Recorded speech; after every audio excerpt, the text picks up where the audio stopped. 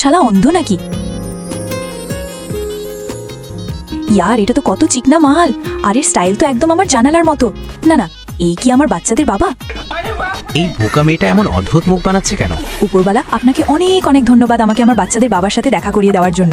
এমন ভাবে দেখছে যেন জীবনে কখনো হ্যান্ডসাম ছেলে দেখেনি। আমার ওয়ালা তো পুরো কে ড্রামার সিইও লাগছে। আমি তো এমন কোরিয়ান মালই চাইছিলাম। ও আমাকে এত দেখছে কেন? ওপরওয়ালা আপনাকে ধন্যবাদ এই প্রোডাক্টটি আমাকে দেওয়ার জন্য। আমি ওই বোকা মেয়ে, যদি ওকে দেখে হয়ে থাকে তবে একটু আশীর্বাদও নিয়ে নাও। মা শুধু এই হ্যান্ডসাম ছেলেদের সামনে আমাদের ইজ্জতের জুস যেন না বের করে। আর শোনো, এই যে লোকটা বসে আছে উনি তোমাদের দুজনের হবু শ্বশুর মশাই, আর এই দুজনের বাবা। তাই তো ভাবি এই দুজন এত ধামাল দেখতে কেন। মনে হচ্ছে মায়ের মন হবু শ্বশুরের উপরই পিছলে গেছে। তোমরা চারজন শোনো, এখন তোমরা বড় হয়ে গেছো আর আমাদের তোমাদের সাথে থাকার আর কোনো দরকার নেই। তাই এখন নিজেদের কাজ শুরু করে দাও, আমরা চললাম।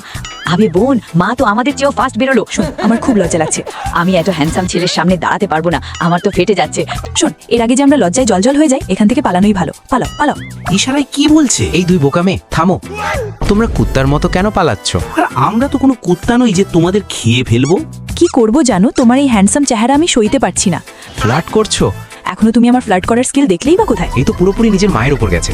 তোমাকে আমার পছন্দ, আর আমাদেরও এখান থেকে যাওয়া উচিত। হ্যান্ডসাম বালার তো পুরোপুরি ফেটে গেছে। চল বোন, মাকে গিয়ে সুখবরটা দিয়ে আসি।